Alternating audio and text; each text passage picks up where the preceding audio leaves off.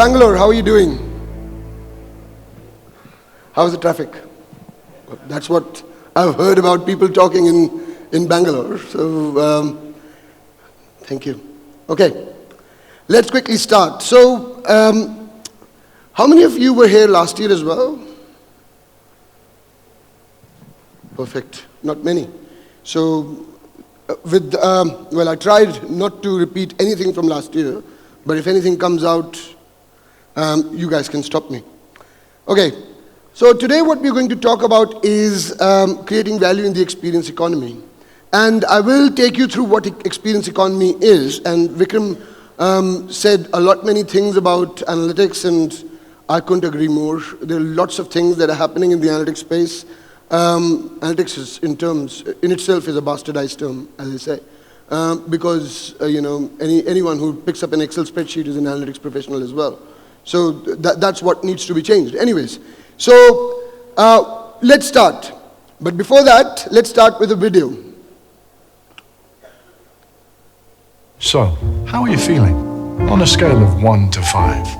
Wait, 1 to 5? When it comes to feelings, it's more like 5 million. There's everything from happy to extremely happy. There's also angry. Really angry, Clive. Actually, really angry. Thank you. And C36B, angry. You Clive Owen. And you're barefoot.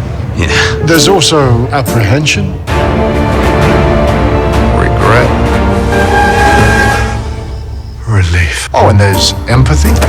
Oh, I got this in Zurich. Actually, what's the opposite of empathy? But what if your business could understand what your customers are feeling and then do something about it? You can turn disappointment into gratitude. Clive, you gotta try this. Can't, I'm working. Turn problems into opportunities. Thanks, Joe. Change the future of your business. Change the whole experience. All right, who wants to go again?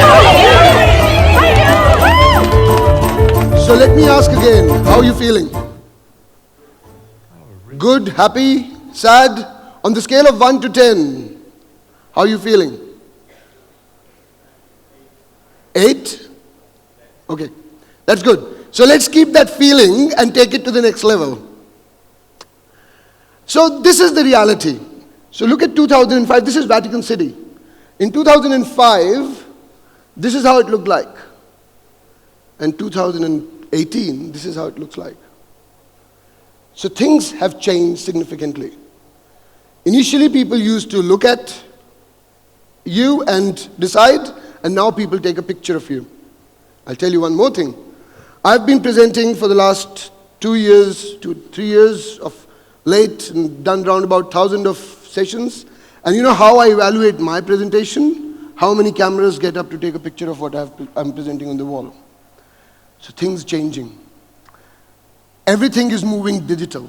And that is the key to understand how the experience economy is moving going forward. Okay, so digital realities that we can't escape. What's happening?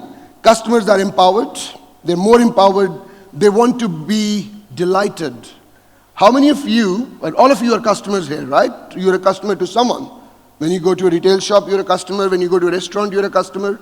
You want to be delighted. You want the organization to know you. When you go to a restaurant, you want them to call you by first name or know what your likes or dislikes are.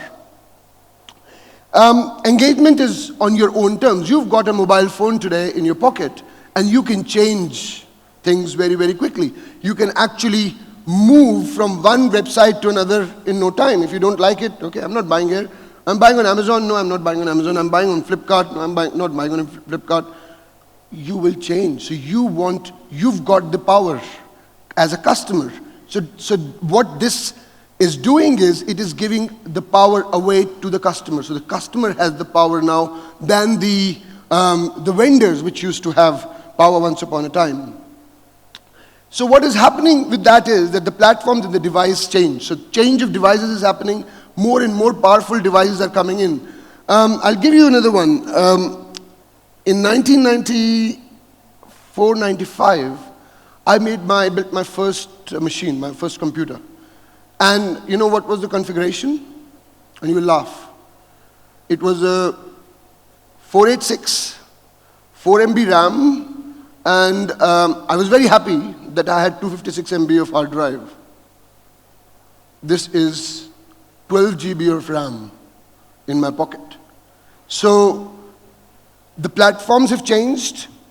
The whole environment has changed. The computers and the machines are so powerful that can make a difference. And there is a new face to competition, which does not exist. Once upon a time, I used to go to my retailer, would have a chat with him, sit down, and I had a face. Where is a face to Amazon today? There is no face.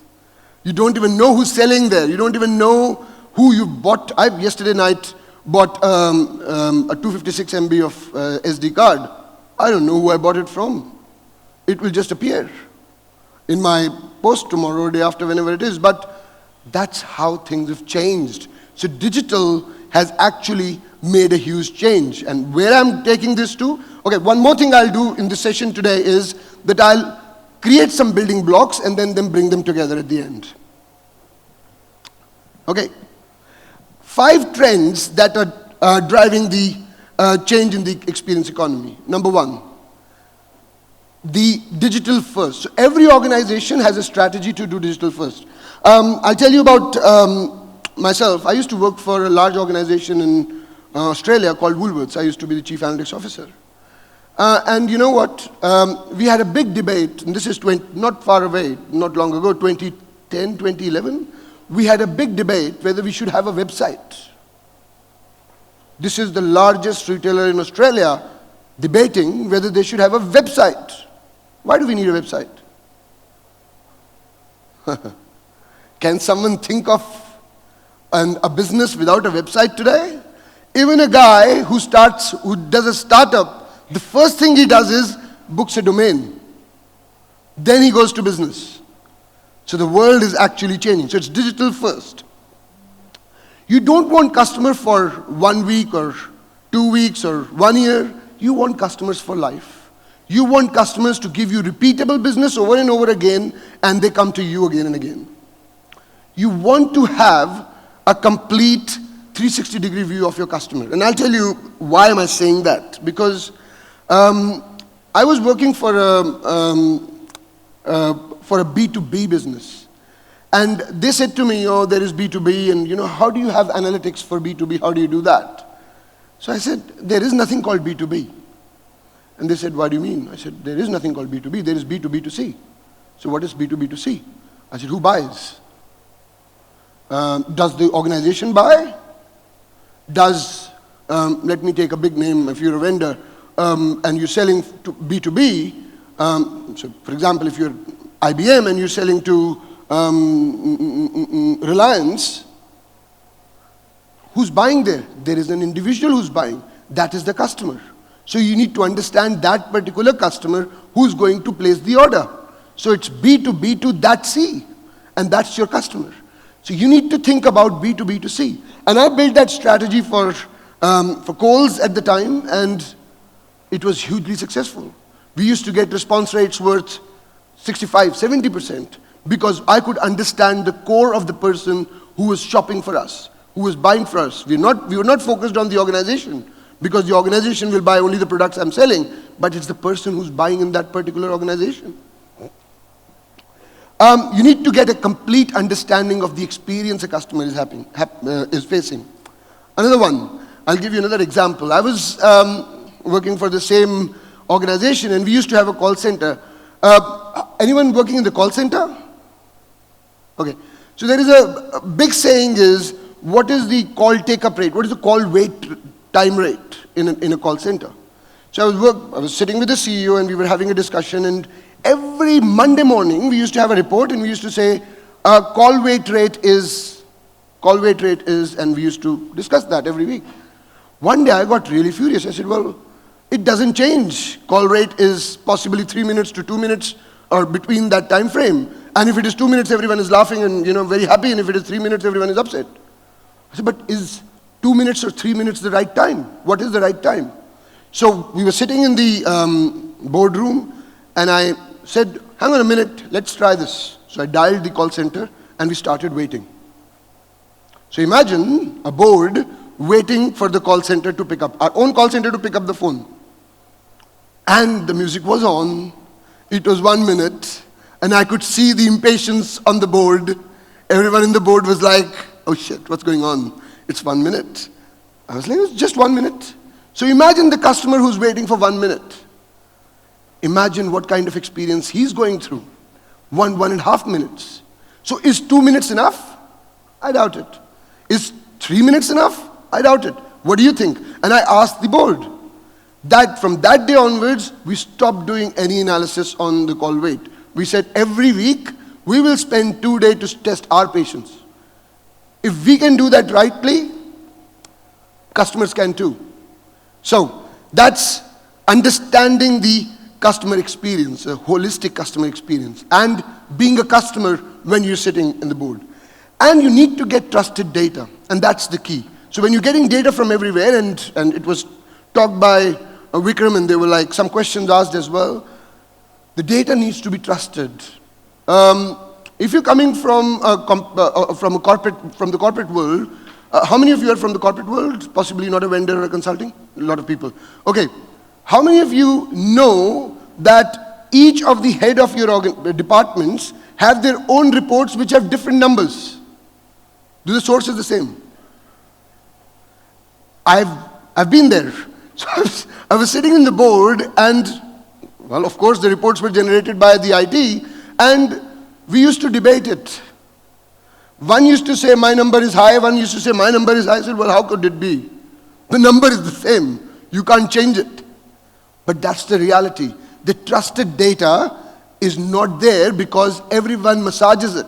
Everyone changes it based on what they want to know, what they want to glorify on that particular day. So that is important. So these are the key basic trends at the moment that is going on. So let's look about what intelligent enterprises, and I'm using these words, experience economy, intelligent enterprises. So the intelligent enterprises are the enterprises which are actually moving towards that direction of winning in the experience economy. So you're looking at there are discussions going on between the engineering and the executives. So earlier there used to be a big differentiation. There was no discussion between the engineers and the executives. They would not talk to each other. The business needs are changing. I don't need data. I need outcome. So that particular point has been made very, very clearly. Earlier, how many of you are from the analytics field? Oh, very good, all of them. Okay, now let's ask another question. How many are from the IT part of the world? Well, that whole organization is in IT. Well, actually, that's incorrect. Analytics shouldn't be sitting in IT in the first place. And the question was asked just then that, how do you deal with taking your business alongside? And I'll talk about that as well in a minute. But you need to be in IT to have the domain experience, in the business to have the domain experience to run analytics. You should be part of business, not part of IT. Please go and tell your boss that there is something missing. If you want to be successful, move you from IT to business. Initiatives are changing. From projects, it's becoming system integration. Why the system integration? Because people want to automate stuff. They want to bring everything together so that they can automate it in one go. So these are the changes, and intelligent enterprises are evolving in that fashion that they're taking organizations into a journey. I also heard in the last session about, in one breath, people talk about analytics, machine learning, and AI. I'm scared. I'm really, really scared. And that is why my presentation, I dumbed it down to said, let's do the basic and let's not even talk about AI for a minute because everyone else will talk about AI. Possibly, I don't even know what it is. So we will talk about that as well in a minute. Okay. So how is so as I said, analytics, machine learning, and AI. These are three big components and three big things that have been talked about in the last few months, years, couple of years at least. But it is a journey. If your organization does not understand analytics, possibly they will not understand machine learning, and possibly they will not understand AI. This gentleman just asked the question that the government of India has a policy thing coming for AI from January onwards. I doubted they know what they're talking about. I really doubt it. In fact, I was told 6 months ago I came to India and someone told me that in the curriculum of schools from 9th to 10th onwards, they will have AI. I said, what AI? I'm out of job. Students will know what AI is, and I'm still trying to figure out. So they are very, very intelligent people. I doubt they know what they're talking about. So please ask that question, and I will take that word, extend what Vikram said. You need to take your business on a journey, educate them, spread the awareness. You need to have talks with them on daily basis. Now let's simplify it. So as I talked about the journey, so this is the current journey of a customer, if you look at it. So a customer, I'm a customer and I'm trying to now find out a mobile phone, a very common thing, which I think these days we do it out of hobby. Let's go find what is the new mobile phone on. How many of you do that? I do that.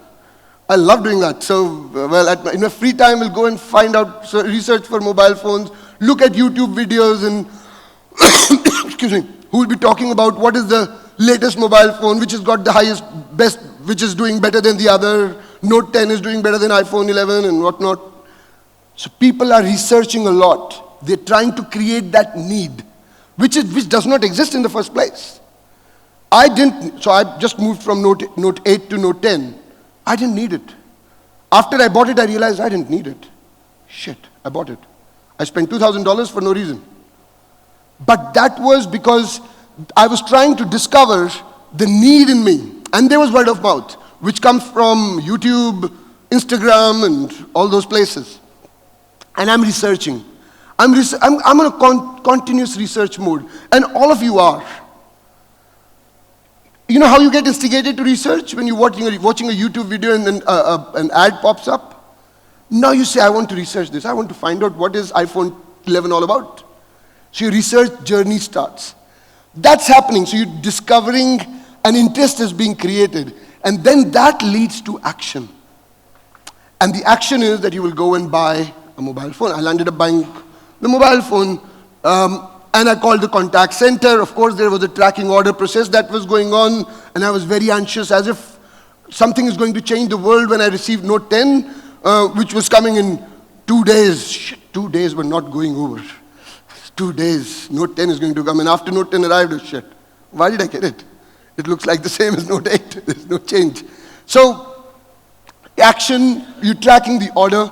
But then comes the fact where you start using the product and then you start socializing about that particular product. I wasn't happy in the first 3 days, 4 days. I said, well, it was not a good decision to buy a $2,000 phone. But then I started justifying it to myself. As an individual, I started justifying, oh yeah, it's a good phone. Yeah, it can do this, it can do this. Possibly Note 8 could do that as well. But yes, it can do this. And then I went on social media and said, you know what, I've got Note 10 5G. That doesn't exist. 5G doesn't exist in half the world. And I have to go, I live in Sydney. I have to go to North Sydney to use 5G. It doesn't come in, even in the city, it's at pockets. It's not everywhere. So I now have to, it's a funny thing. I don't go to work because, I don't have to go to work because working from home. And now I go to work just to use 5G because I've just bought a new phone. Anyways, so there's use starts and then I start advocating. I get people together and say, you should buy that phone. It's very good. मैंने तो खरीद लिया, अब तुम भी खरीदो. 2000 मैं भी खर्च किया, अब तुम भी करो. So I make sure that I advocate on that particular. So that's how the journey is changing. Then again, people start considering and action happens and people buy again. So that is the journey of a customer buying a particular product in this time and age. Earlier it used to be I'll go to a shop, I like it, I'll buy it, I don't like it. There was no need. We would talk to each other, there's no need to buy something like that.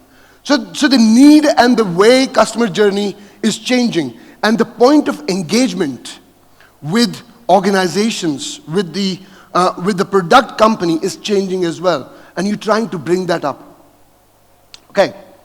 So, what this has also done, it has created some new data sources. Someone did mention, well, there is the primary requirement for a predictive model is data. It was mentioned just today. And if you don't have enough data, what do? Well, I've delivered products, whatever you call them, where I had only 1,385 rows of data and 10 columns. And you know what?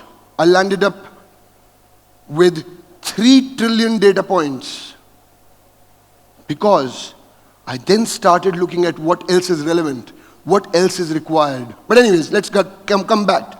So the kind of data, customer data types we're talking about, there is static data, which is your address, your email address, your possibly phone number, which you change once in possibly 2 years, 3 years, sometimes not even 10 years or so forth. That's static. Then you start inferring with the infer data. Now, if you talk about the infer data, you know, things like, have you ever thought, and I was doing this project and we built this model where we said that people whose names start with alphabet K are more likely to buy my product. No one could believe this, but that's reality. So our model could predict, that was one of the outcomes, output of the model, that people who've got their name starting with alphabet K are more likely to buy my product. So I should be looking at them. That's inferred data. But then you need to be creative enough to think on those lines. Interactional data. How many touch points do we have with the business? 1, 2, 3. 1, email, snail mail. What are the other touch points? Call center? Any other touch point? Website, app? Anything else? I'll tell you one more, which is when you go and buy a product, you look at the product, that's another touch point. You decide when you go to the aisle and you're trying to pick up a product, you look at it, that's a touch point and you drop it. Now, that data is not recorded, but it is. Now it is. It's recorded on CCTV. More data created. Okay. So that's the interactional data. And then comes the transient data, which is the real-time call center data coming in, the text data, the emails that are going around, the social data, what people are saying about you on social media and so forth. So there are new data sources that have come in the last 2 to 3 years, which you need to actually think about. Okay, so what does that mean? There is an increasing view that we should bring the online and the offline data together. How many of your businesses have online and offline data together? 1, 2, okay, 3. But that's where gold is, because there is lots of information on the digital environment which you don't marry with the offline information, and you don't get the complete view. So what we're doing is, at the moment, at most of the organizations I've seen work with, that you're getting your online data, your social impact, your social information, and your other traditional media data. So you're looking at traditional information as well, coming from radio, from television and so forth. I'll tell you one more example. And this is very, very relevant here. In Australia, 2 months ago, not 1.5 months ago, 1 month ago, sorry, 1 month ago, on a radio channel, there was one radio broadcaster who abused the Prime Minister of New Zealand. What he said, I shouldn't be repeating, but what he said was, we should shove a sock down her throat. You know what happened? The impact of that statement he made had nothing to do with any product. It had nothing to do with anything. Was a very initial information he provided, and he was abusing that lady. The sales of all the sponsors went down, and the sponsors started pulling out.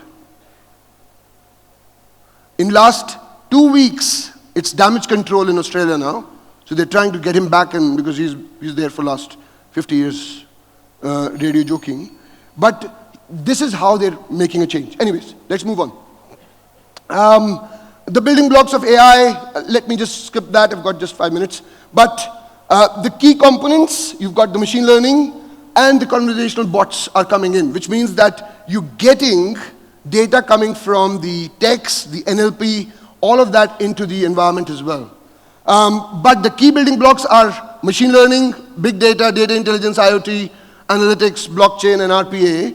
And the most important aspect of that is what? Orchestration. If the orchestration doesn't happen, if everything doesn't come together, it is not going to work. So for that, what you need is something that comes from the operational information, operational side of things, your O data, and your X data, which is your experience side of things. And for that, you need a digital platform where you can actually access all the information from both the areas and bring it together into one place and analyze and do what you want to do. Okay. I'm short of time, but let's go. Recognizing, remembering, relating, and recommending is what customers need. These are the 4 steps that a customer needs. And to do that, you need personalization, optimization, new content creation, and insight, action on insight. That is the key fundamental for... So let's look at this example. Chobani's mission is to make better food for more people.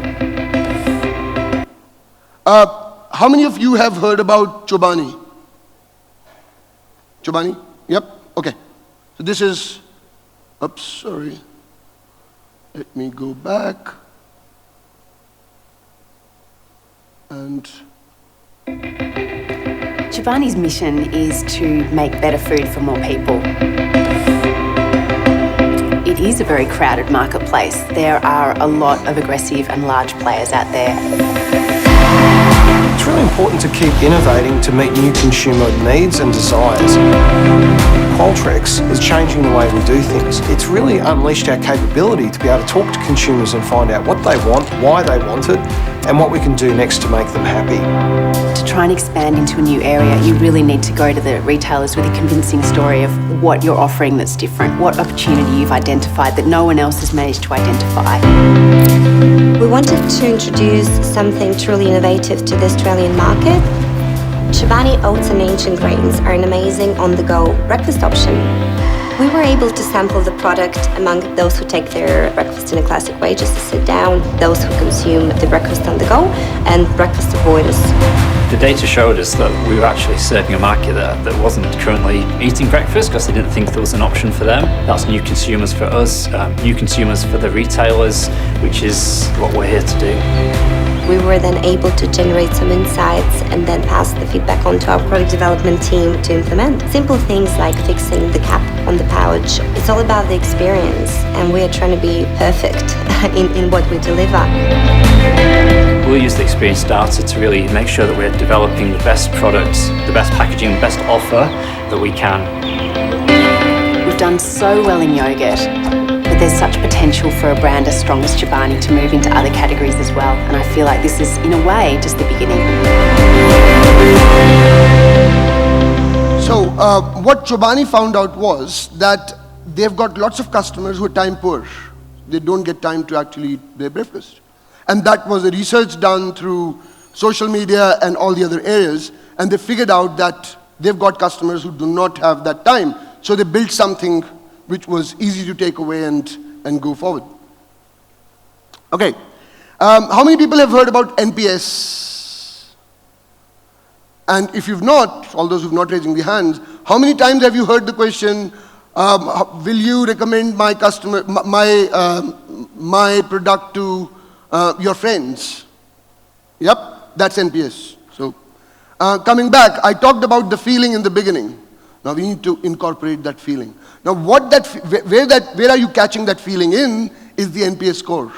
An NPS score is only 3 questions long. It's whether you'll recommend how was your experience today, whether you'll recommend my product to your customer, to your friends and so forth, and will you come back? So there are only 3 questions there.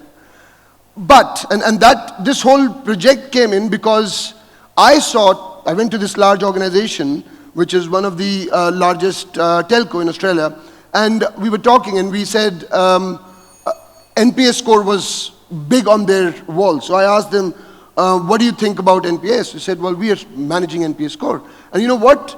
The board members had their bonuses attached to the NPS score. So NPS score had to go up for the bonus to come in.